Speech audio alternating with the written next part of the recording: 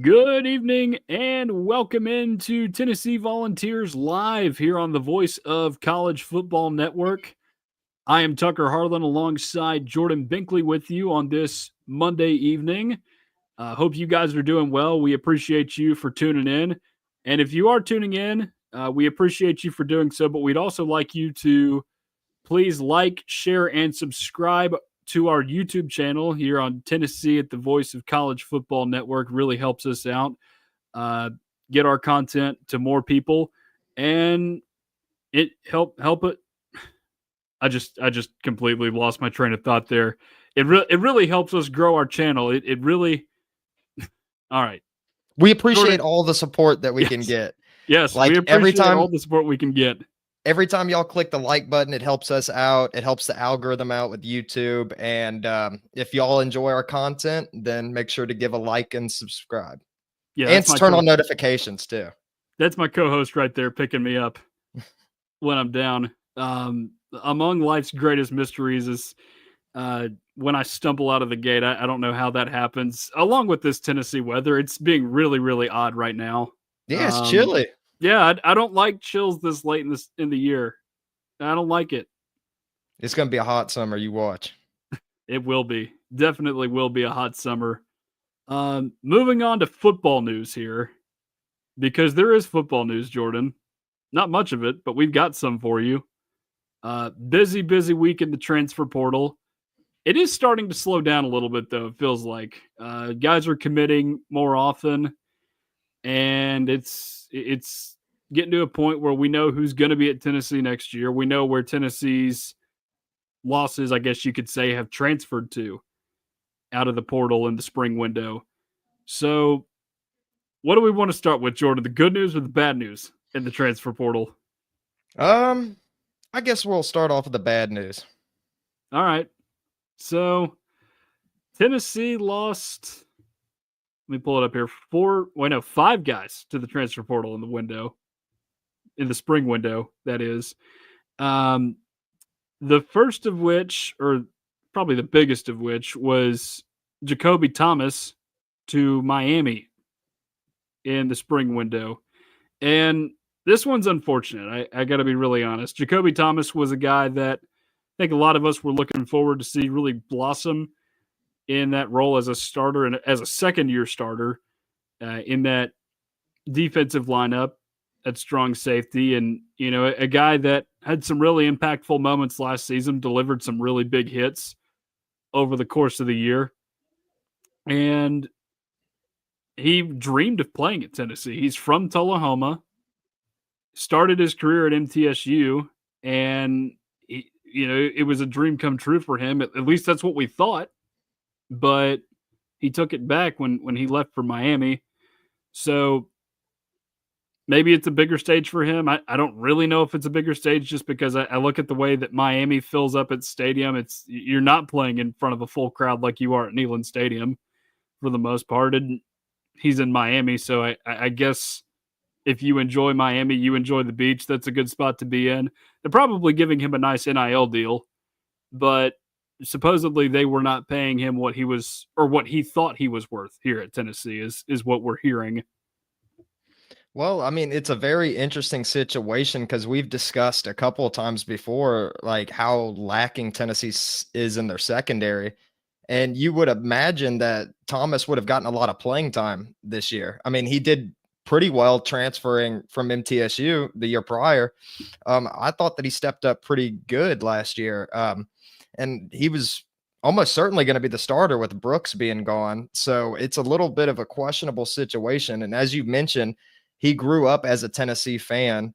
So that makes it even more peculiar. Like, I understand like NIL and wanting more money. And like you said, Miami, I've never been, but seems like a very fun place if you're like a college kid.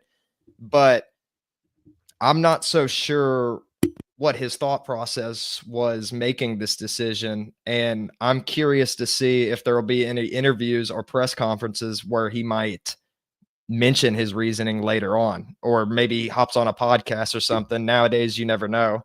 But it'd be interesting to see where his mindset's from and what his reasoning is. Because, Of course, we hope everything's good at Tennessee, or like the fans do. But it's interesting to see so many defensive backs leaving when that was an area of issue for Tennessee last season. Yeah, and with him, like, you have an opportunity to again grow yourself in that role, and also too, you think about Tennessee, you've got a real large platform there for you, and you've got a really supportive fan base as well. That, not to say Miami fans aren't supportive, but it's a little bizarre to see him leave. And yes, you mentioned that the secondary had struggled in years past. It hadn't this year. That felt like a strong point, and it felt like he was a key contributing factor to it being a strong point in this defense. But now you look at it, and just depending on some injury situations, um, you're looking a little thin right now. And we'll get to it in a second because Tennessee did address its needs to a degree in the transfer portal in the secondary. But um, overall, I think you can't help but feel a little bit disappointed by this development. Yeah, and especially since he's a Tennessee guy too. I mean, so many of Tennessee's great players have came from elsewhere, like Georgia and other states in the surrounding area. It's always nice when you see a homegrown talent go play for a school that he's always dreamed about. So it's sad to see that Thomas is gone, but like you mentioned, Tennessee has made some moves recently that should help them out in this situation. Yeah, so Jacoby Thomas was the first, well, not the first guy to transfer out of Tennessee. That was actually John Slaughter at defensive back, but he was the most significant guy to transfer out of Tennessee in the spring window. Um, on the note of John Slaughter, he and former Tennessee offensive tackle Larry Johnson both committed to Coach Prime and Colorado in the past week, which that's an interesting one to me for obvious reasons because it just feels like a very interesting experiment they've got going on in Boulder. Because you look at what Colorado was before Deion Sanders got there. They had what, one good year under Mike McIntyre. They had like 110-win season in 2016. And they got rid of him. Carl Durrell could barely win a game right before they hired Deion Sanders the next year. And now it's just like you've got this guy who is, known for his smack talk, known for his ego, known for his NFL career, and he's bringing his son and this other high profile prospect with him, and they're going to make football at least entertaining at Colorado. Maybe not good, but entertaining. You could say they were good last season. How does that look this season without Shedeur Sanders or Travis Hunter around at Colorado is a good question to ask going into this year. But overall, like, again, it's just such a large experiment they got going on out there because it just feels like this thing could end poorly at any time. We don't know when. I know they got a quarterback, Julian Lewis was the 5-star that they got over USC out there, but I don't know. I would imagine Larry Johnson probably gets some pretty early playing time opposite Jordan Seaton on the offensive line. Another guy Tennessee was after. And I don't know how exactly John Slaughter fits into the equation out there. And correct me if I'm wrong, I'll double check, but is Caden Salter there now too? At Is he? Colorado? I'm pretty sure. Let me see. Yeah, Caden Salter's now there too. So they got a Well, lot there of are other interesting reasons things why going he on. left Tennessee. Yeah. What reasons? Well, I think there was some marijuana possession, like multiple instances of marijuana possession. Okay, I was actually unaware of this. I believe that was yeah, that would have been the second semester of my freshman year of college because I remember I had a class with him, and it was on Zoom that year. And I think because you could see like he was hanging out in the hot tub with like 3 different Tennessee football players that year, or just in that class, and the professor got really mad because he had his mic left on. So, I'm sure he's cleaned up his act a little bit now because he was a pretty terrific quarterback at Liberty, really good dual threat player. Don't know how well he would have fit into the Heupel offense, honestly. Um, but there were obviously some other factors there, like the ones I just mentioned. Yeah, so like was Salter going there? The Larry Johnson, John Slaughter. I mean, Colorado's been pulling talent in, but it's interesting to see how well they will mesh. Like, because you've brought up before the importance of team chemistry and everything, and like getting all these like high profile guys is good and all, but can they mesh is like the big thing. But I guess we'll see what's going on with Colorado moving forward. But Yeah. did you want to get into the next news What next news we talking about? with Colorado? Oh well, we got two other guys Oh, to address out of the transfer portal that left Tennessee before, but um, to go back to what we were saying about Larry Johnson earlier, that's a guy that should help them out tremendously on that offensive line. Like that's been a problem for them for 2 years now. So I mean, it stinks that he left Tennessee, but that's a good pickup by Dion. That's a smart pickup by Dion. And then Slaughter again. I just don't know yet where he's going to go, or how he's going to fit into that offense, I should say, or defense. I can't talk tonight. This is rough. So the other two guys, Christian Charles committed about a week ago to Virginia, and I think literally 24 hours ago, Aiden Bussell announced his commitment to West Virginia, former Tennessee reserve offensive lineman. I With Christian Charles, I imagine he sees the field pretty quickly. It's a nice little smaller environment for him in Virginia. Maybe that's just what he needs. And with Aiden Bussell, I don't know what the situation's like with West Virginia's offensive line. Maybe he sees the field quick. Um, Rich Rod's first year on the job up there in Morgantown, so we'll see how quickly he gets on the field. yeah, and honestly, like with everyone that's been left Tennessee in the portal, I think for the most part, those players probably made the best decisions for themselves. Like you mentioned with Christian Charles, and I think with Larry Johnson, with David Sanders coming in, probably made the best decision for himself. But I just don't agree with that with the Jacoby Thomas situation. It's just an interesting move for him to move out there. But like I said, I mean, Larry Johnson, you talked about Colorado's offensive line struggling. He'll probably get a lot of playing time. Christian Charles, I mean, he was only going to get so much time at Tennessee anyways. So it like, I don't know. It's just, I think, I just think that not too big of a deal for Tennessee outside of Jacoby Thomas. Yeah, and that one hurts. And he's going to play a lot at Miami. Make Oh no yeah. mistake about it. He's going to fit in well there. It's just, again, a guy that you'd like to have back from last year's team just because of the spark he provided you in the defensive backfield.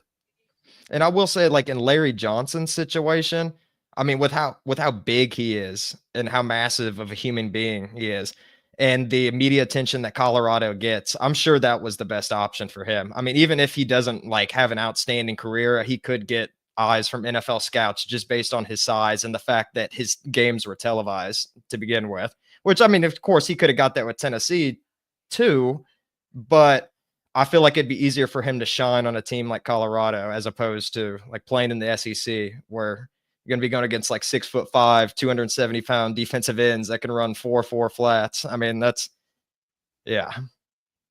Yeah. Well, at least there is some good news to discuss in the transfer portal for Tennessee. Um, Two names in particular that Tennessee landed in the portal last week. First two guys that Tennessee landed in the portal, either spring or winter window on the defensive end. First, and I believe this was right after our show last week, Tennessee picked up Grand Valley State defensive lineman Josh Shell. Watched a few highlights on him, just what I could find, mostly stuff from high school. Looks like a very athletic kid. And again, we trust Rodney Gardner around here. This is a guy that he's really got an eye for the talent on the defensive front over the years, no matter where he's been, whether it's Auburn, Georgia, or back here at Tennessee. He's been a great identifier of talent. And if this is a diamond in the rough that he thinks he's stumbled upon, then I'm all for it. Yeah, and on paper, I mean, it might not stand out as a big acquisition considering that, I mean, he was initially listed as a 2-star, and then once he was in the transfer portal, that he got bumped up to a 3-star. But like you said, I mean, he's shown some athleticism and not too many highlights that you can find of him in college. But from what it's seen, I mean, I've seen him overpowered offensive tackles. He seems to be pretty quick. And one thing that I saw that stood out is he had 6 pass deflections last year. And this is not like your traditional like edge rusher either. I mean, he's on the bigger side, and I've heard that he can play defensive tackle alongside defensive end, and he got 6 pass deflections. And believe it or not, he actually got 4 in one game in week 9. I couldn't figure out who the opponent was, but he got 4 pass deflections in one game. He didn't have a 6'6" volleyball player throwing downward the entire time, did he? No. No, he that did happened not. a few times this past year for Tennessee. Use your imagination to figure out who I'm talking about. Oh, I can only imagine. and then you brought up Rodney Garner too. While I was doing research on Josh L, because of course I've never heard of him before, with him being a Division II transfer, but I've seen some interesting things surrounding him and Rodney Garner. Like there was this one quote that I'm reading here that he was saying that Rodney Garner is one of the best coaches in the country. He's been in the SEC for about 36 years now. So you can't say anybody has any more experience. So super grateful to be coached by him. And then later on in the interview, and this was with VolQuest, he went on to say, I really appreciate him. Just keep it 100%. He's not going to blank. He said a bad word. He's not going to blank you. And that was definitely the biggest thing for me.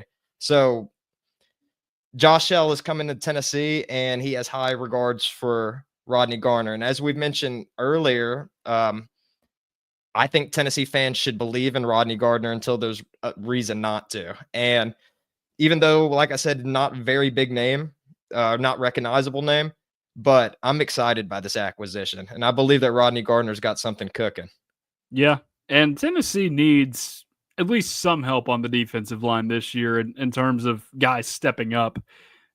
Because you've got a couple names this year of guys like Josh Josephs, who are really expected to make a big jump, or Tyree West being another one on the defensive line. But there are some other younger players on that defensive front, like David Hobbs, who have been in and out of the mixture just on different downs in a series over the past year, which it's been good to get those guys in, but Tennessee's going to need to see them make big jumps, and you need some other, I guess, veteran leadership as well. So maybe Shell provides that too.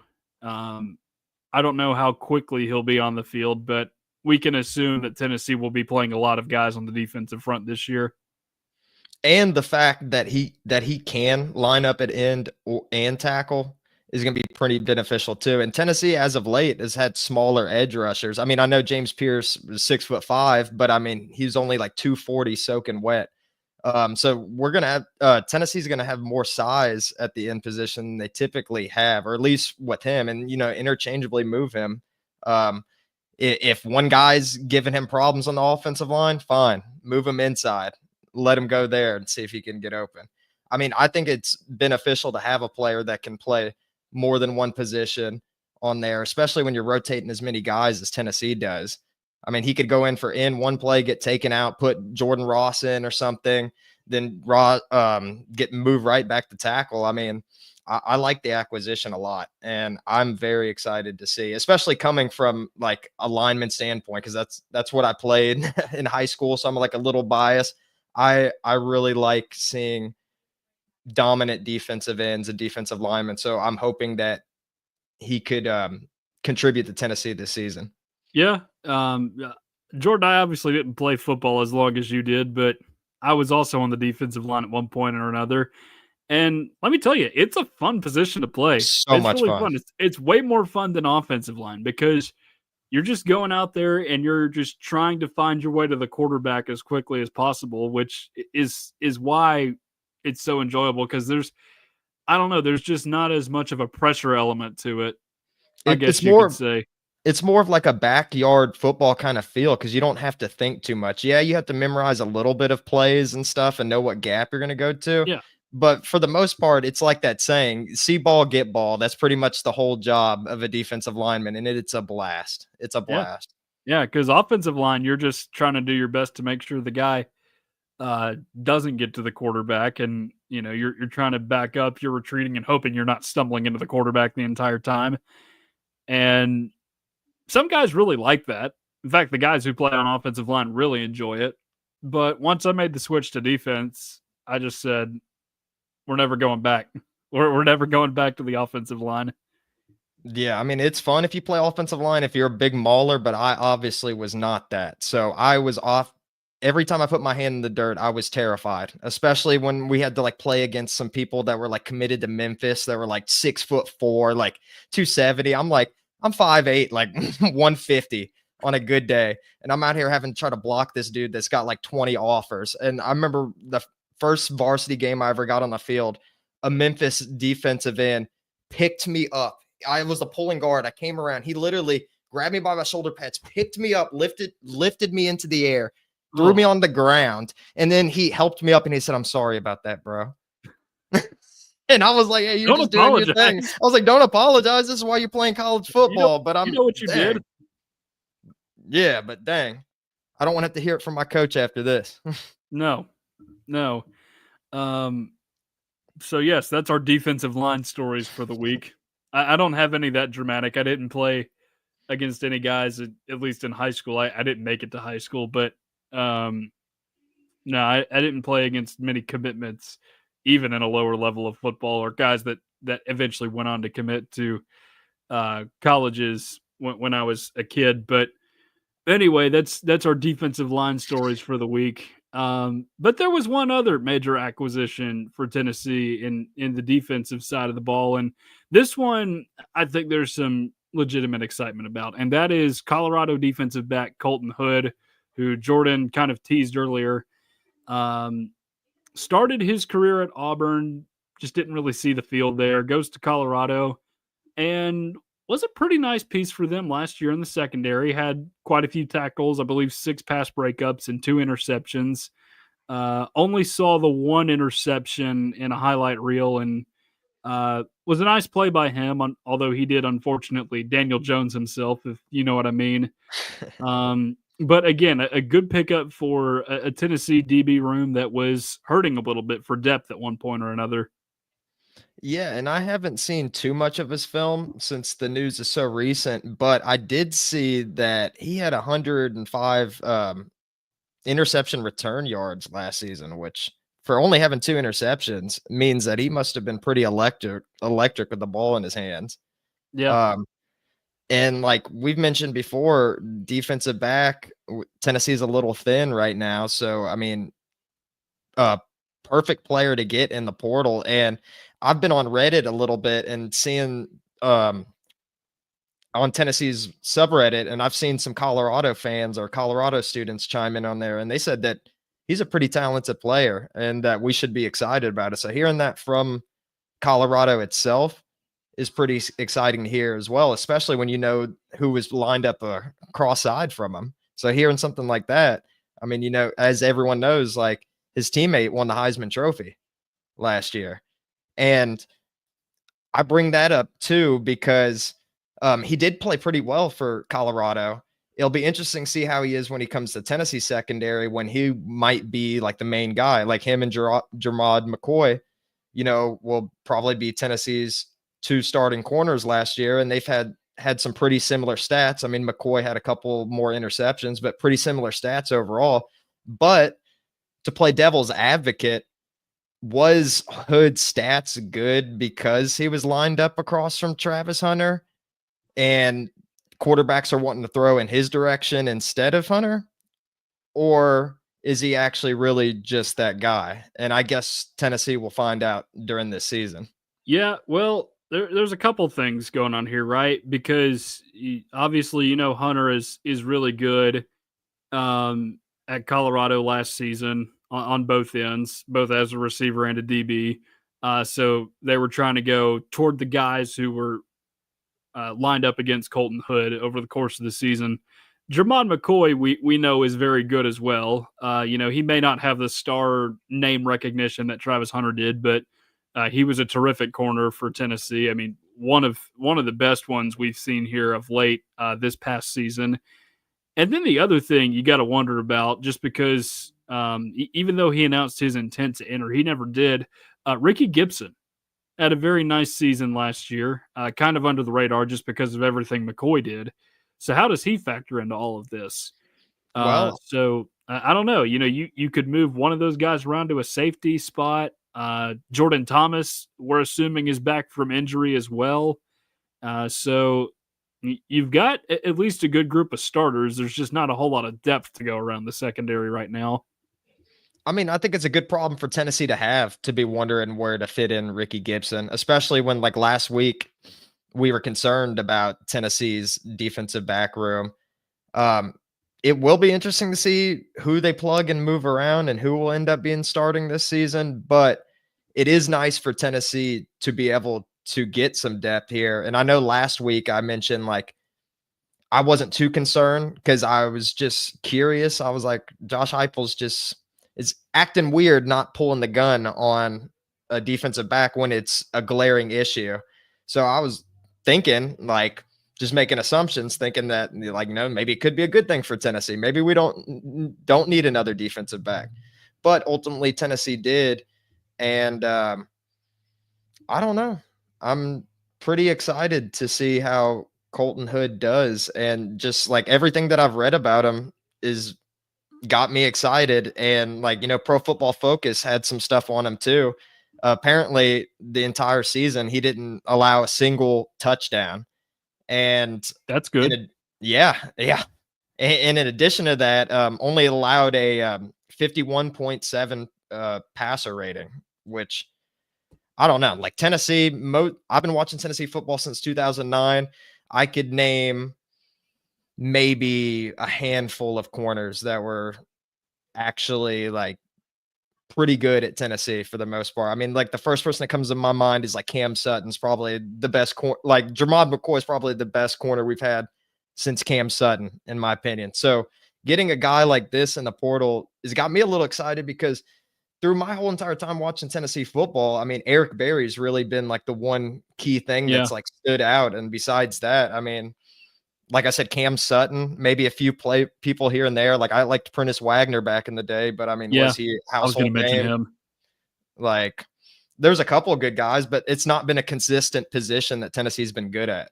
Yeah, because when they were here, guys like Bryce Thompson and Alontae Taylor, they were very Jekyll and Hyde, it felt like. And you had that with some of the more recent guys like Kamal Hadden. I think he was unfairly scapegoated for the early part of his career here, and ended up when he went down against Alabama, that ended up being an injury that really, really hurt Tennessee's secondary in 2023. So you've had some guys that have shown flashes here at Tennessee over the years. It's not consistent. It's hard to find good corners in football just because it's a mentally you have to have amnesia. We talk about it all the time. It's just not a very easy position to play because, like, if you can't just flush the previous play and then move on to the next one, then that receiver can get into your head quick and you could end up being a duck pulling a truck. I don't know. Just trying to think. Like, it felt like Alabama and LSU had all the really good ones when we were growing up. Maybe Georgia Yeah. had a few in there too. Ohio State had some good Yeah. ones. Yeah, they had some good ones for a while, but maybe Colton Hood can etch his name into a group of names of really good corners that have played at Tennessee over the years. That's all the portal notes that we have as far as guys leaving and committing to Tennessee. There was one target, Jonathan Brady, a Cal wide receiver, who chose Indiana over Tennessee, which maybe it's just the fact that Signetti's offense was terrific last season. But I don't ever remember Tennessee losing recruiting or just battles in general to Indiana in football, because portal stuff is recruiting to a degree. But I don't know, how disappointed are you that Tennessee has not found a receiver in this window of the portal? I know they got Amari Jefferson in the last window. I don't know how much he'll really do this season, but uh, is there anybody on your wish list that you're really concerned Tennessee missed out on? Not one player in particular. Of course, it would be nice for Tennessee to have acquired another receiver in the portal. But like I've mentioned on previous podcasts before, I can't recall a time where Tennessee's ever struggled at receiver. So I until something happens otherwise, I'm just led to believe that Tennessee will figure it out, no matter what. And Tennessee's got some talented guys on the roster too. Like, we still haven't gotten to see the full potential of Mike Matthews yet. And Mike Matthews could knock it out of the park this year and be a phenomenal receiver, if Tennessee has a quarterback that can throw it to him efficiently. And then heard lots of great things about Staley in the offseason. I'm not as familiar with him and his game, but I think he was a 4-star coming out of high school. Mm-hmm. And every single quote that I've read about him has been positive. And the fact that he stood and stayed with the team too when everyone else was leaving said a lot as well. And then Amari Jefferson, Alabama, they don't recruit just anybody. So the fact that he was playing there, still don't know much about him either. But I mean, the fact that he played at Alabama is enough to get a little excited, I would say. So, I mean, Yeah, Tennessee's got some talented guys there. I think Tennessee will figure it out. It probably would have been good to have at least one other receiver, but even if they don't, maybe one of the running backs can step up this year and become an efficient pass catcher. yeah. And at wide receiver too, and I don't say this disrespectfully, but um, you look at the NFL draft, it's somewhat frowned upon to take wide receivers in the first round. Like, there are some wide receivers that really stand out that you just can't pass up on. Guys like Jamar Chase, Justin Jefferson, they exist. Don't get me wrong. Travis Hunter this year, just a guy that's, a unicorn of a football player. But for the most part, you can get away with having receivers who maybe on paper don't stand out as much, and then they just come out and really surprise you and have terrific seasons. And that's a lot of what Tennessee's had over the years, at least recently. Again, we listed a lot of them off last week. Guys like Marquez North, Josh Palmer, another big one, Pig when he was Howard. here in Tennessee. Yeah, guys that just were kind of under the radar players here, but overall very nice receivers for Tennessee back when they played here. Yeah, and then another one that's coming to my mind too, one of my favorites when I was a kid, Zach Rogers. He Oh was yeah, like very underrated because Tennessee was shuffling like Justin Hunter, Derrick Rogers, Cordell Patterson, some big names there. And I thought that he flew under the radar too. I mean, he had that big game against NC State where Tyler Bray went crazy. I always look at back of that with fond memories, especially because during those times, Tennessee didn't have much to cheer for. So you'd take any win back then. Posty in the comments says, I'm just concerned that we can even get depth pieces at receiver in the portal. Um, yeah, that is a reasonable concern, but the truth is Josh Heupel just doesn't play very many guys at wide receiver if you think about it. So maybe that's just not something he wants to do. Maybe something that he doesn't want to explore. He just wants to get his younger guys in. I don't know if this is a philosophy or just the fact that this staff is in fact missing on big time wide receivers. I'm sure that will present itself once the season begins.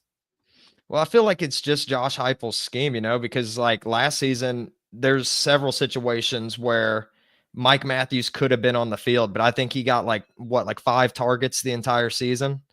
Yeah. So I just feel like it's Josh Heupel's scheme more than anything. If he wanted to, I mean, if he thought that it would be a smart idea to play more receivers, then I feel like he would have done that.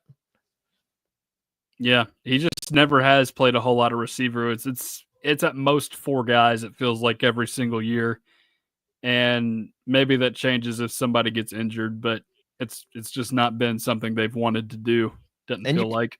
And you can maybe argue that it's counterintuitive too because of things like injuries and stuff too. Like seeing Brew McCoy struggle a little bit with that, Thornton and everything. Um, Maybe Tennessee should play more receivers, but I don't think that I know more than Josh Heupel or any of these other college football coaches. So I would just put all of that into his hands. Yeah, maybe we don't know more than them. I know that's what a lot of us have to say after a while, but at the same time, it's like Jalen Hyatt was not his recruit. I know he went on to win the Bolitnikoff, and that was that was incredible for this team and this program to have that done. But at the same time, it's like, how does this staff really do with the talent it brings in? Because I look at some of the bad coaches that Tennessee has had here lately, and believe it or not, they've had some good talent. Arguably more than Josh Heupel Yeah, has had. that's what I'm trying to say. Like, they've had some really, really talented teams over the years. Like Jeremy Pruitt, Butch Jones, they were both terrific recruiters. They just obviously weren't much of head coaches.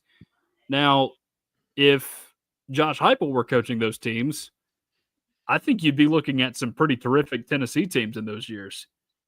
If you were to trade this roster with any of the other coaches, and if those coaches can't do well with the super talented rosters they were bringing in, then I mean, what is Butch Jones and Jeremy Pruitt doing? Are they even winning 4 games with this roster?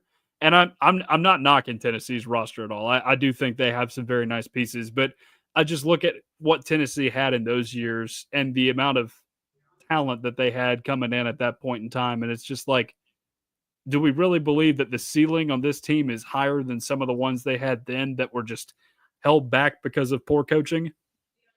And it hurts my feelings to hear those hypotheticals because I've had these thoughts before.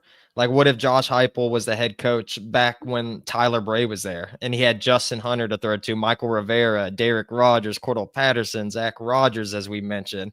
They had 5 offensive linemen that ended up becoming starters in the NFL at one point or another. Yeah. James Stone, all of them. Like, Tennessee's Tiny. offense was, yeah, Anthony, or not Anthony Richardson, Yeah, but Antonio yeah, Richardson. Antonio Richardson. Tennessee had some studs there, and the defense was the big thing holding back. I remember one year, can't remember what season it was, but I think if you ended the game at halftime, Tennessee would have been undefeated up until one point of the season. Oh dear. Like, then as soon as the second half would roll through, Derek Dooley's teams would get ran through. And Yeah, well, it'd be the opposite with Butch Jones in 16, where if the game ended at halftime, they would have lost a lot of them, especially in the yeah, front half of the season. yeah, and then Butch Jones had a ton of talent too. Like we've mentioned before, like how many players that like if just went to the NFL and ended up being good. And I'm like, well, where was this at Tennessee? Like Alontae Taylor and Bryce Thompson, like you mentioned, like they had flashes and stuff. But I mean, especially with like what Alontae Taylor's doing in the NFL, and we've mentioned before, like Shy Tuttle, it's like, where was all of that at Tennessee? Shy Tuttle landed on a helmet, and that's the truth. Um, yeah, and the thing too with some of the Butch guys is like, I think under better coaching, they would have ended up as better NFL players. A lot of them, uh, just because you think about the guys that really made it out of that era, like Derek Barnett. He's been fine in the NFL. I wouldn't say he's been incredible. And Alvin Kamara is really the only one that I can say has had a pretty nice NFL career And he overall. wasn't even starting for No, for he Butch wasn't even Jones. starting at Tennessee. He was just a rotational piece here, and it's like we knew what this guy could be at Tennessee. He just never got to blossom into that role. Every time that he stepped on the field, he would do crazy, insane things. And it's like, no, let's bring Jalen Hurd back and give him 30 carries. Not that there's anything wrong with Jalen Hurd getting No, carries. because he was good too. He would have been Tennessee's all-time leading rusher, but there was evidently a situation there with him and Butch Jones as well.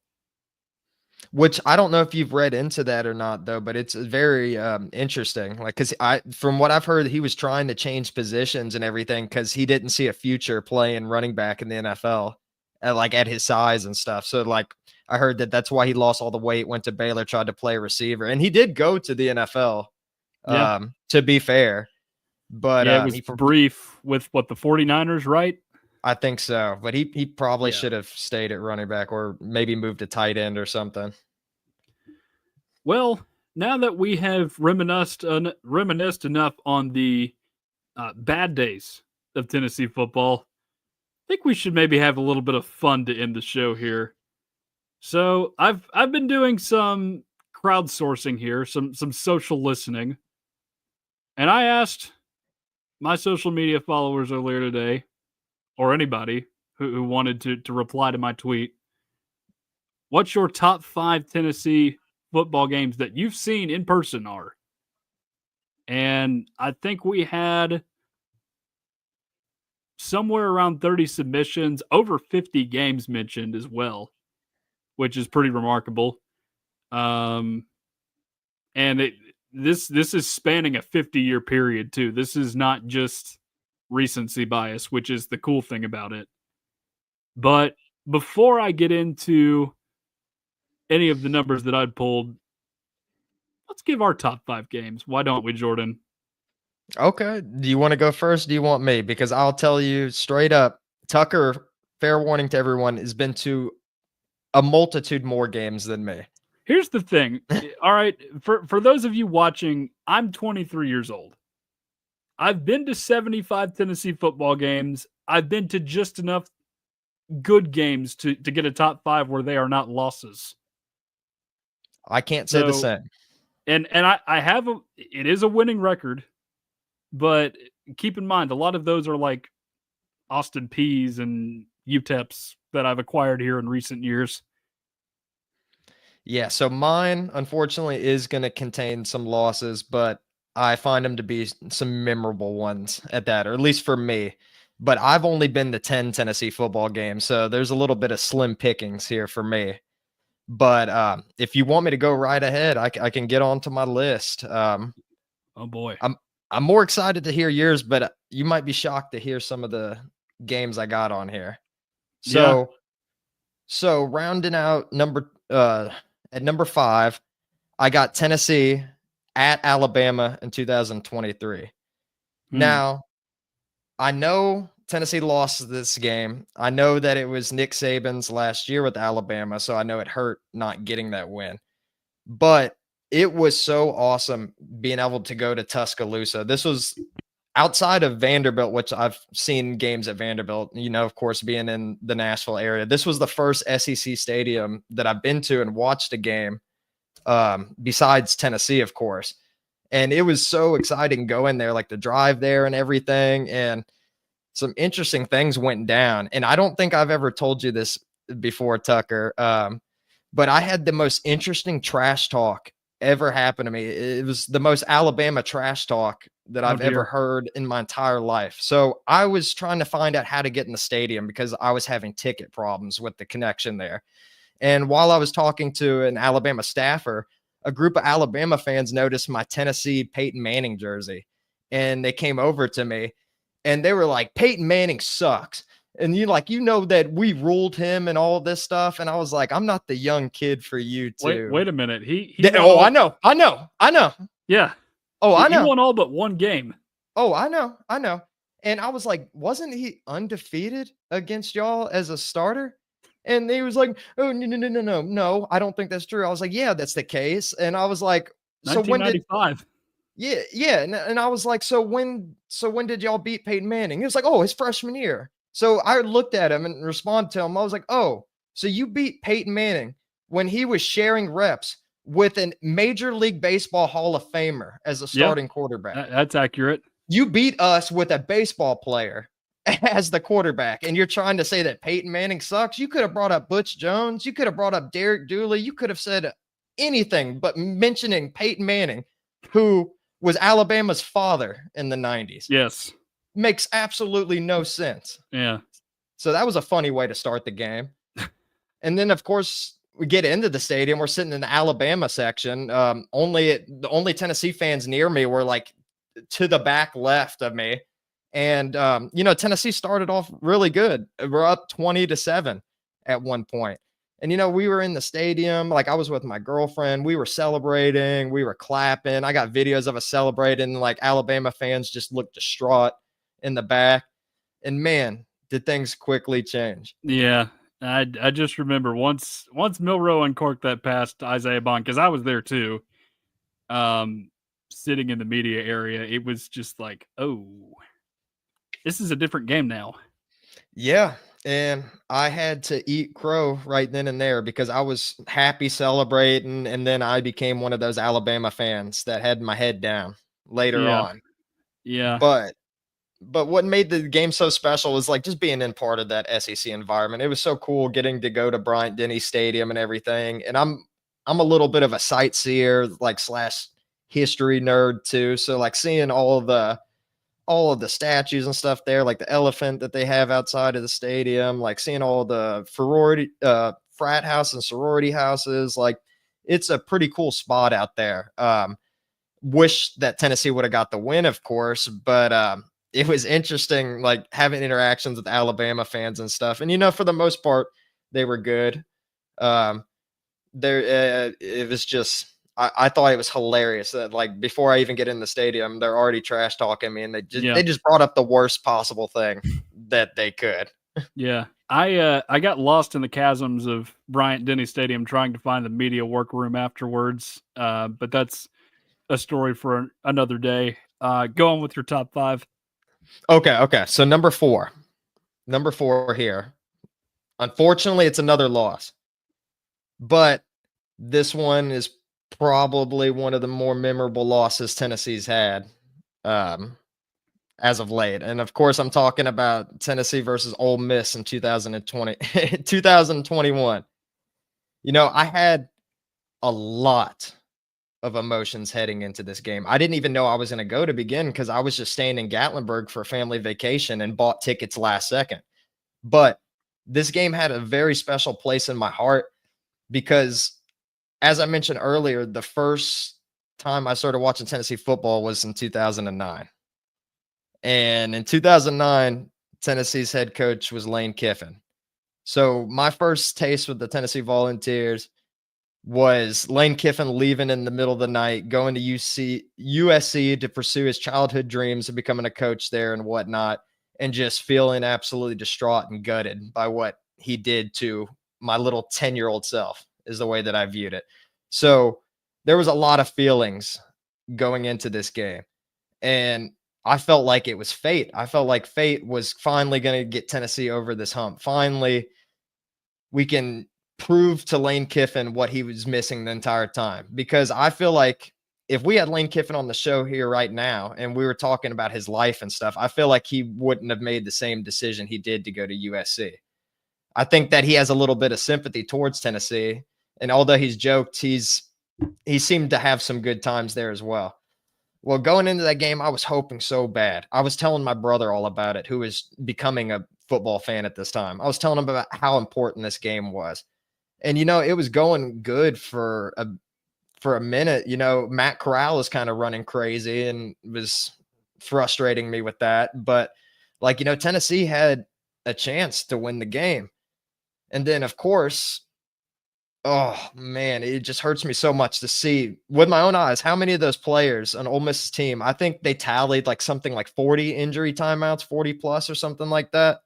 It was outrageous the amount of injuries that were going on during the game. And, of course, there comes that point where all the fans are throwing the mustard bottles and stuff. And I don't initially see it, but then I start looking, and then I see a whole bunch of stuff being thrown in the air. Meanwhile, all this is going on. My phone's blowing up. My dad's texting me. My friends are texting me. They're like, "You're not doing this, right? You're not participating in this. This is sick. I can't believe what is sports come to," and all of this. It's always a Tennessee outrage, man. It's always a Tennessee outrage. And mind you, during this time, I think a week before, a school threw trash on the field, and I think South Carolina, maybe Duke ended up doing it, following that. But no media no media attention to that, of Ole Miss course. did it at a Tennessee basketball game like Oh 2 years yeah, earlier. I forgot about that too. The Yeah, hypocrisy there, the double standard. the It's double unreal. standard. Yeah, And it's you're crazy. But I was actually on field for that game, working oh for another media outlet at the time. Won't name them just out of respect, but I offered because this was a group that was doing a lot of videography content. So I offered to bring back their tripods and camera lenses back to the studio in a four wheeler because I was running cards that night to and from a studio. And they all said, sure, you can do that. And this is with like 5 minutes to go in the game. So I get all their stuff. I drive over to the studio. And then I see the game's in a delay because there is trash raining down onto the field. And so I missed that entire thing, and it's probably for the best that I did because I did not get pelted by any Bud Light cans, yeah, which is good for me. yeah. Thankfully, no hospital bills I at have the been end of that pelted by night. footballs on a football field before, though. That's another story for another day. But what's number three? Well, before I get to number 3, I just wanted to wrap that up and say what I was saying about the text messages and everything with the Tennessee Ole Miss game, because Yeah, I feel like if you aren't a Tennessee fan or didn't grow up during the struggles of Tennessee, you wouldn't understand. Like, as an outsider looking in, it looks really bad what Tennessee's doing. And I'm not trying to justify it. I didn't participate in it. I didn't throw any trash on the field. Yes, I was upset. I had more respect for the game than to do something like that. However, it was more than just the faking of injuries. That's what the media might have portrayed it as. That may have been the headline story, the faking the injuries, but it wasn't just that. And it wasn't just Lane Kiffin. He played a factor into it, yes, because he left Tennessee after 1 year and looked at Tennessee as a stepping stone. Yes, that played a factor, but it wasn't just Lane Kiffin. It was Derek Dooley. It was Butch Jones. It was Jeremy Pruitt. It was 15 years of struggling in mediocrity that led to this point. So when Tennessee finally got the redemption to right their wrongs against Lane Kiffin, and it ended up not going Tennessee's way, that really stung. And then to have the media tear Tennessee apart over throwing mustard bottles, once again, I get it, but it was more than just the injury thing. So it really rubbed me the wrong way, the way that it was portrayed out there, because I feel like the only way that you would be able to understand the way Tennessee fans are feeling is if you struggled those 15 years and watched all the messes that took place. all But right. So what's three? so yeah, I got a little carried away there. But number 3, a game that people probably don't bat an eye at much, Tennessee versus Bowling Green in 2015. Ooh, Now, what was so special about this game? I mean, Tennessee did give up 30 points to Bowling Green, which is never pretty, and they let I think his name's Garrig or Garrett Garrick Dieter. Yes. Garrick Dieter. Got to see him before he played at Alabama, and he torched Tennessee secondary. But I became a fan of him after that. Wanted to learn more about him. So it was interesting finding out about him. But the coolest thing about the game wasn't even the game itself. It's what I ended up lucking into. So one of our mutual friends, me and Tucker's mutual friends, Yep. we were in high school during this time, and the game just ended. We were like, okay, cool. That was fun. And it was at Nissan Stadium. So in Nashville, not at Neyland. And we were excited. We were leaving the game, and then we see a table set up, white foldable table with food and like drinks on there, and then gates blocking it off. And I looked to my friend. I was like, we should stay here. And he was like, oh, really? Why? And I was like, I think that the players are going to come by. I think if we stay here, there's a good chance we see the team. And of course we did. And I was fortunate enough to not only meet Josh Dobbs, I met Derek Barnett, I met Cam Sutton, Jawan Jennings. I met Marquez Callaway. And one of the coolest things, me and my buddy, we were fortunate enough to talk to Alvin Kamara, which was really cool. And I had a hard time understanding him during the time because it was loud, lots of conversations and whatnot. And he was excited after the game. But we talked to Alvin Kamara for like a couple minutes. And it was mainly my friend doing the carrying of the conversation because I was a little too nervous to talk to him because I was in high school during the time. But Alvin Kamara took the time to talk to us, and he was very happy. And from what I remember, he had a really good game that game. So it was not shocking to see him happy. Yeah. And then in addition, I forget which offensive lineman it was, but my mutual friend or my friend, he knew more about this offensive lineman than me, so much so that I think his sister or sister's friend used to date him or something like that. And he actually had the courage to bring that up to him to his face and talk to him about it. And they talked That's kind of wild. yeah, and they were just talking about this girl for a No. second after Tennessee just had a game. Yeah. No, I was at that game, and it's not probably not even in my top 15, but I will always remember it because of how bizarre the weather was. It started off rainy, then somebody flipped on the lights in, what was it, the second quarter? It just got hot out of nowhere. And then sometime in the third quarter, there was a lightning delay. I don't think it actually rained. Some dude ran out on the field during the delay. And then we got back from the delay, and suddenly it's just nice outside. It's this nice, calm September night. And it's like, okay, we can deal with this now. It was seriously one of the weirdest weather games I've ever been to. No, it really was weird. I got pictures from the game still, and like I was like wearing like a short sleeve shirt and all that stuff, and I got sunburnt during the game. Like Yeah. you could tell in the pictures I got like burnt up, and then they had the delay and all of that. And something else, I wasn't fortunate enough to meet him, but Al Wilson was there, and I remember that hurting me a little bit because I couldn't see Al Wilson in time to go meet him because he was like at halftime or something. I'm like, we got to go find Al Wilson. We never found Al Wilson. But right, my second game, okay, I'll try to speed it up here. all right. Second one, I don't have nearly as much to talk about. But it was Tennessee versus Florida last year. Now, I'm not gonna lie, I spent about 40 minutes of this game pissed off, staring, just having the most angry thoughts in the world because I A was lot of like, people of did. course. I was like, of course. I was like, there's death taxes and Tennessee losing to a Florida team that's inferior to them. And that was going through my head the whole time. I already wrote Tennessee off as losing like by like the end of like the first quarter. And of course, like I tried to get happier as the game went on, and ultimately, went overtime. First overtime game I've ever witnessed in person, beating Florida. So it hurt during the game, but the reason why I had like most of the game hurt, but the reason I have it at number 2 is because Florida's always been the team that I've hated the most. Always a team that's left a sour taste in my mouth. And like I've mentioned, I've seen Tennessee lose to Florida teams they should not have. So I had to rationalize after a game that I found disappointing at first. I rationalized it by saying, wow, look at you being selfish and complaining about a win over Florida. Whereas when you were like 12 years old, you would have cried of happiness seeing this moment with your own eyes. So I had to rationalize that and be like, you know what? Young Jordan would be very happy right now. So I need to like take the game with a grain of salt. So that's what led to number 2. And then number 1, I'll briefly go over it. It was Tennessee versus Nebraska in the bowl game in 2016.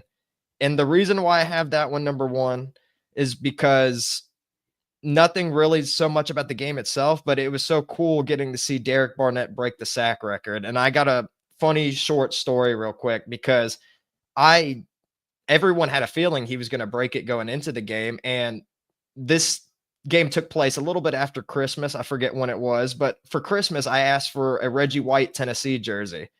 And I was like, you know what? I'm going to wear it to the game. He's probably going to break Reggie White's sack record. And I had some pretty good seats, maybe about like 10 rows back or something like that in the corner of the end zone. I was jumping up and down every time he'd beat the offensive tackle off the ball. I would be jumping in the air before he even got the sack. And I know there was a couple close calls. Like he could have ended up with like three or so sacks that game. But when it finally happened, I jumped up. I took my jersey off. I was so excited. I took the Reggie White jersey off and I started waving it in the air. And then a guy with an ESPN camera pointed at me and told me to keep doing what I was doing. And then I did that. And if you go look back on the ESPN footage, you'll see Derek Barnett.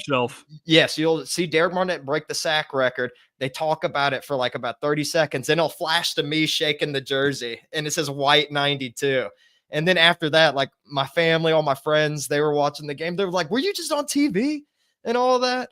And it was just such a great memory for me because not only did I get to see part of Tennessee's football history, and especially breaking someone like Reggie White's record is a huge ordeal. Being able to see that with my own eyes and be a part of like the stuff that came after, because Vol Football on Instagram ended up, when he went to the NFL to the Eagles, they ended up clipping a little highlight thing from on there, and they included me in the video too. So there's still pieces of me flying around in Tennessee media thanks to that game. So that's what made that number one for me. Yeah. Getting a lot of late submissions now on this poll. Lot of people submitting things late on the poll now, which is kind of interesting. Well, they're excited about the show. Yeah, they're very excited about the show. A lot of people giving honorable mentions. Guy gave an entire top 10 just now. That's kind of wild. Gotta love passionate Vols fans. Yeah, they did. So I'm gonna have to probably rearrange this top 10 here very quickly.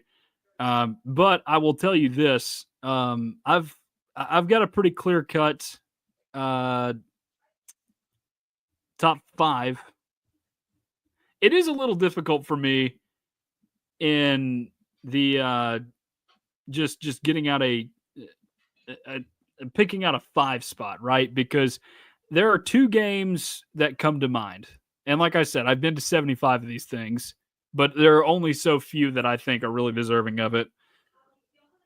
My honorable mention is 2013 South Carolina, the Marquez North catch game. Michael Pilardi kicked the field goal. That was like that was the first good Tennessee game that I saw in person.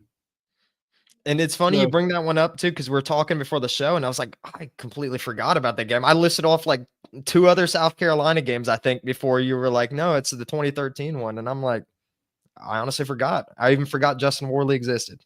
Yeah, a lot of people have, unfortunately. I mean, he was not one of the better remembered quarterbacks here. I wouldn't think that was a rough team that year in 2013. Just a season that it was really brutal the whole way through. Just looking at that schedule, because you had some games like Auburn at the end of that year. Auburn was 3-9 the previous year. Nobody thought Auburn was going to be that good that season. Sure enough, they go to the national championship. Yeah.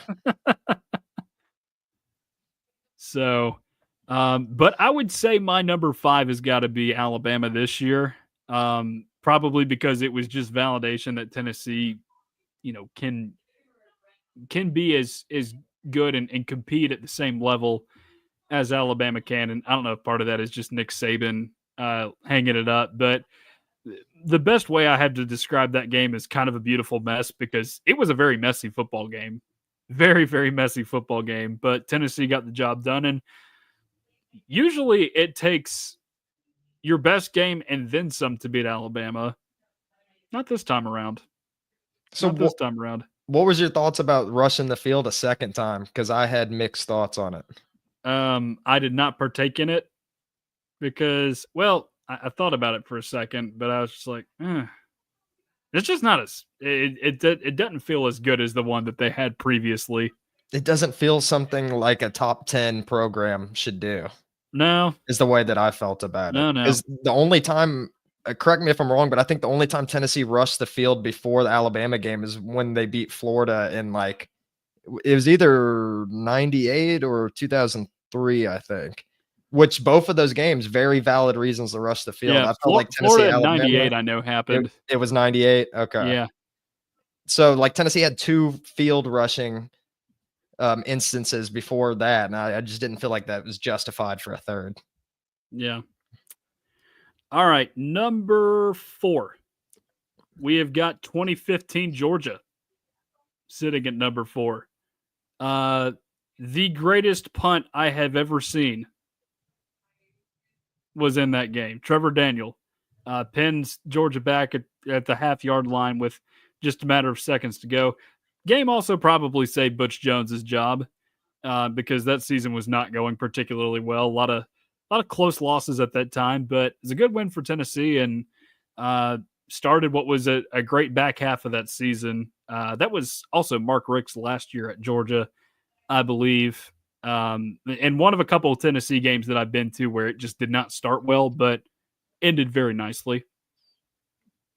Yeah, I'm not as familiar with that game much. I Really?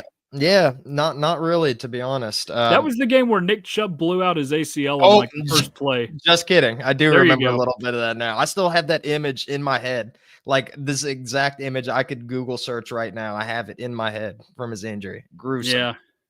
Yeah. It's up there probably. Well, I guess the Florida game this year, there were two really gruesome injuries. So I don't know um, if my gruesome injury power rankings, if they're up more because of those two. But before that, it was only Nick Chubb and the Jalen Waddle blown out ankle on the opening kickoff in 2020 that I had seen that were just really gruesome. You didn't see the Marshawn Lattimore injury? Oh no, Marcus Lattimore was Or Marcus Lattimore? that game was at South Carolina. Yeah, I remember watching that on TV, and I was actually a fan of him. I used to play with him in the NCAA all the time, and I was like, oh, I was like, I had mixed feelings because it hurt seeing his career just end right there. But then also it's like, I don't know, maybe we'll have better chance of winning the game now. But I thought it's cool what the both sidelines did, like because Tennessee's whole sideline left when he was getting carted off the field, which I thought was a good sign of respect. Yeah. So we do have a pretty big shakeup in my rankings, which I will go over here in just a second. Because we have like a big tie for ninth now.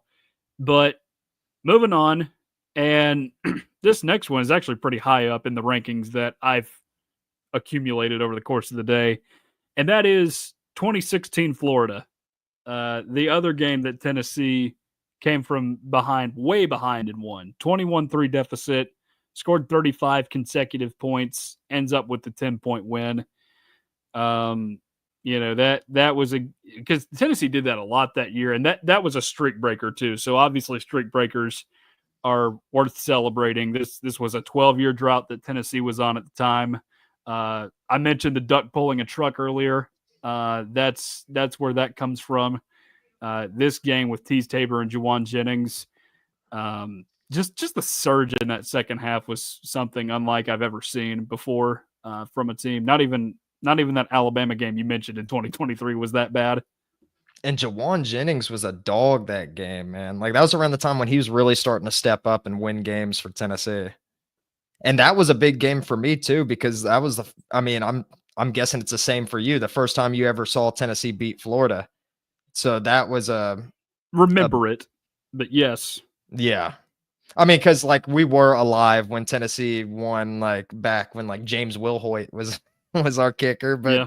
of course we can't remember that. We're still learning to talk. Yeah. Number 2, Florida in 2022. Undoubtedly. Because I was in school when it happened. And that was a game where you had to overcome the normal Florida nonsense, where you had Anthony Richardson throwing for 450 yards in that game.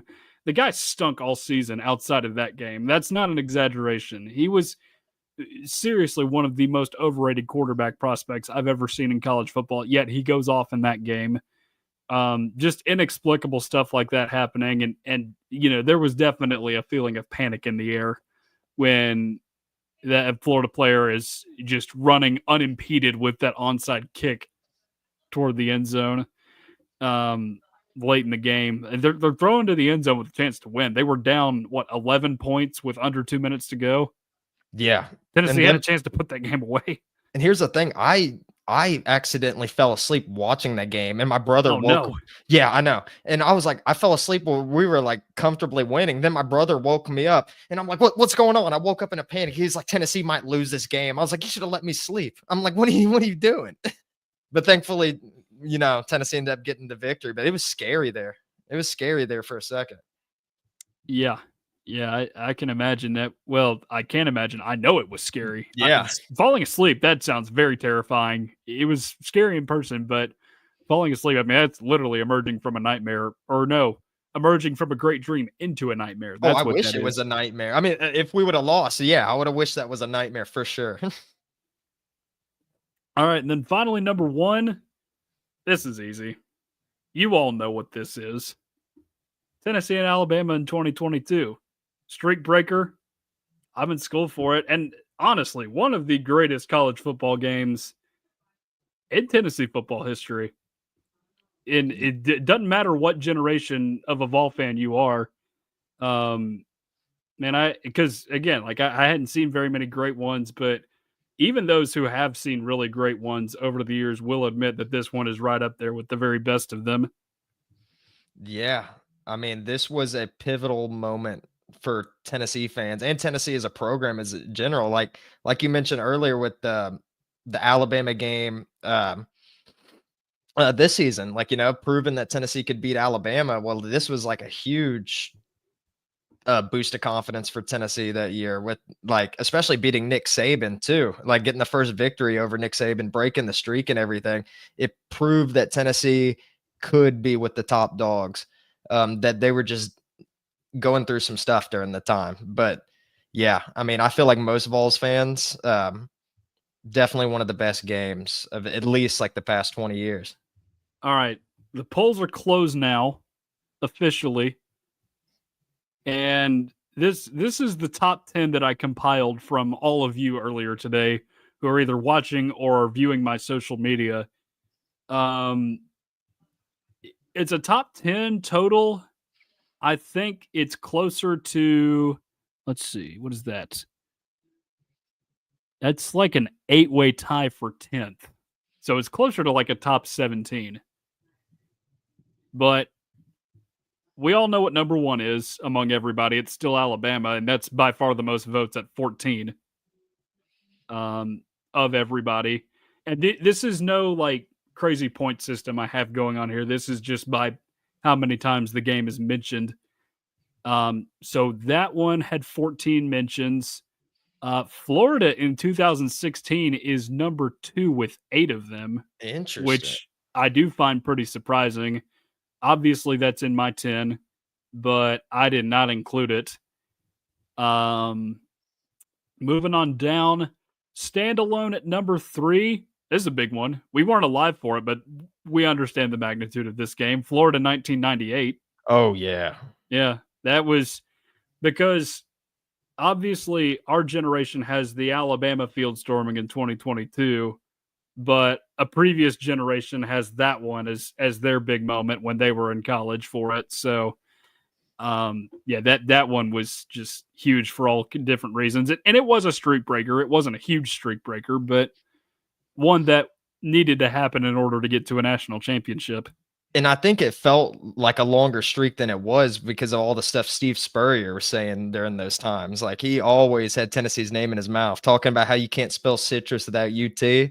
So I feel like getting that win meant a lot. And I wish I was alive for it, of course. Yeah. All right. We have a 3-way tie in 4th. And you have all these teams have 6 votes, or games have 6 votes rather.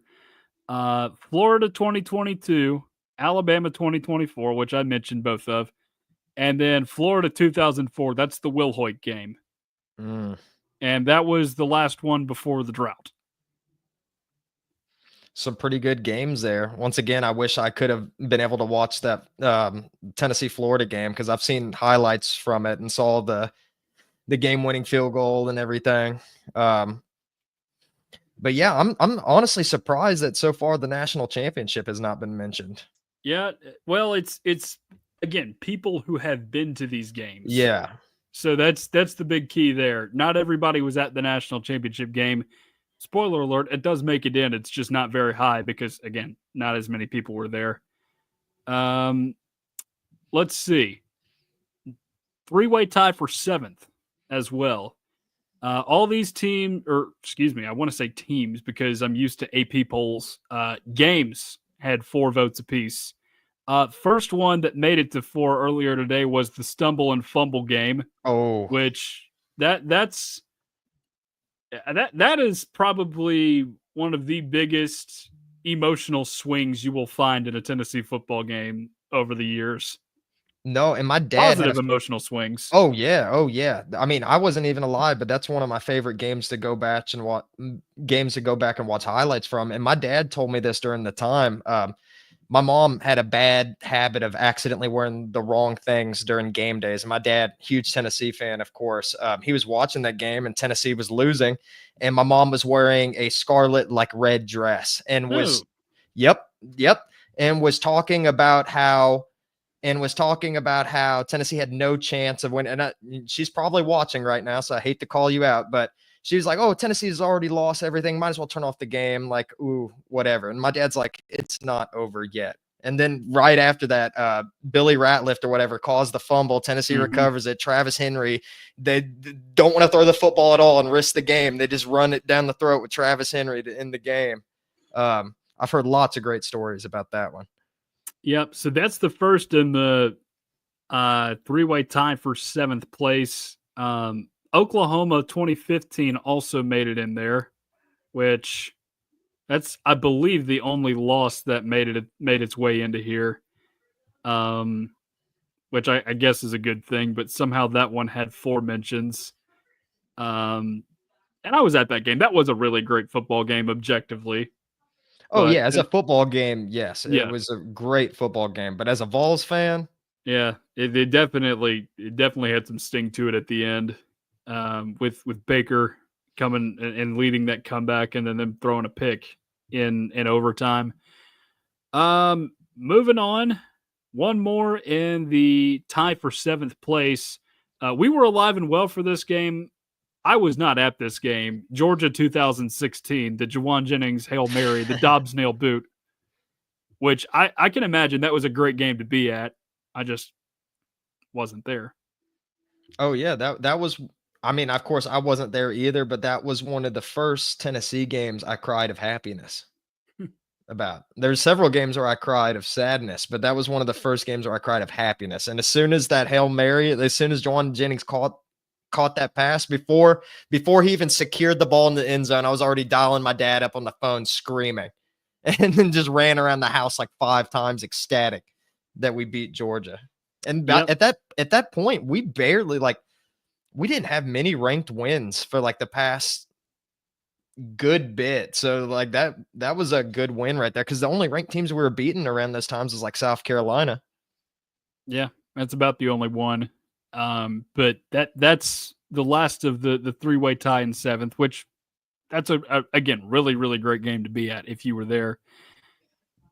All right, to close us out, we have got, let's see, 1, 2, 3, 4, 5, 6, 7. 7 games tied for 10th place on this list. And it is a wide variety of games too, not just recent games. And I got all kinds of mentions in here too. Like there was one like a Clemson game from 1974 when Condredge Holloway was quarterback. That's the kind of range we're talking about here. So literally half a century worth of Tennessee football games got mentioned in here. So I'll just go through this to close out the show. We got the Sugar Vols team from 1985. For those of you who were alive then, that was a magical season, to say the least. Again, Georgia 2015. I mentioned that one earlier. 3 people were at Georgia in 2006. That was a pretty wild comeback from what I've heard. I mean, we were alive then. We just, again, were not socially conscious. What was it, 51-33, the final score in that game? Oh, I was playing with action figures during that time. Yeah, a lot of us were. Let's see. Keep going here. All right, I told you the Natty would be here. Here it is. 3 people were at the national championship in 1998. Here's an interesting one. Cal 2006. I've heard some things about this game. Star-studded, because I think Marshawn Lynch and Deshaun Jackson played in that game. Both of them were on that team, and that was, I believe, the back end of a home and home against Cal, because Tennessee had lost the front end out there. But Cal came to town, and Tennessee got up, I think, 35-0 in that game. So, and there's something to be said, too, about playing a team that you just don't always see in a home and home. That's part of the reason why I enjoy home and home so much, because you get to explore that other team's domain as well. So that's pretty cool that that Tennessee was able to do that, and hopefully you have several more in the future. But I did find it interesting that one got as many mentions as it did. And then just two more here. This one's a streak breaker. Alabama 1982. Bear Bryant's final game in Neyland Stadium. Tennessee got the win. I believe that was a 13-year streak that Tennessee broke against Alabama in that game. I wonder if Derek Thomas was playing in that game too, because that would have made it even more impressive. Yeah. I mean, Alabama's always had nice players over the years, despite the fact that their teams were down for a lot of those years, just in the late 90s and early 2000s, because they have their decade of dysfunction too. They just don't talk about it as much as the Tennessee people do. And then the final game is also an Alabama game, and that would be the 1996 win over Alabama for Tennessee. Not 95, Yeah. 96 one. That was a Peyton Manning team. Would have been the first win over Alabama in Neyland Stadium in quite some time too. Don't have the exact dates down, but of course, you know, the year before they beat Alabama down there in Birmingham in Legion Field to break a streak. So, yeah, all very good mentions there, and I've still got more coming in right now. I will add to the poll later, but yeah, very good mentions from everyone on my social media. This is really awesome to do. Hopefully, we can put together some more polls here in the future. Get different opinions on certain matters in Tennessee football, whether it's past or present, because we do value your input, just like we value your support on the channel. It really helps us out, and yeah, I hope to continue to do more of this stuff in the future. Yeah, and it's very interesting to see like all the history that's like happened over the years and what people have seen, because you said like all the way back to 1974 of like Condrich Holloway. Like I can't imagine being able to watch Condrich Holloway, like not even like on TV, but in person too. How cool that could be. Like The to Artful see Dodger. the Artful Dodger just running down the field, getting his jersey ripped off his back, hitting a juke here, lowering the boom in the same play. Like I can't imagine how much fun that would be. And it just goes to show that Tennessee has had some good history over the years. Just don't let anyone let you forget that. Yeah, no. Don't let the Georgia fans tell you there wasn't a time that Tennessee didn't beat them regularly, because there was, in fact, a 9 or 10 year streak that Tennessee had going against Georgia. Oh, yeah. And my dad told me, like, growing up, like, when he was growing up, they didn't really worry about Georgia too much. Georgia's became more of a recent threat as of late. Yeah. Yeah, they really did. All right, Jordan, I'm about out of gas. You got anything left tonight? All I want to say is I'm thankful for everyone that's tuned in today. It's great to see engagement here with all the comments, everyone that's tuned in, everyone that participated in the poll on Twitter.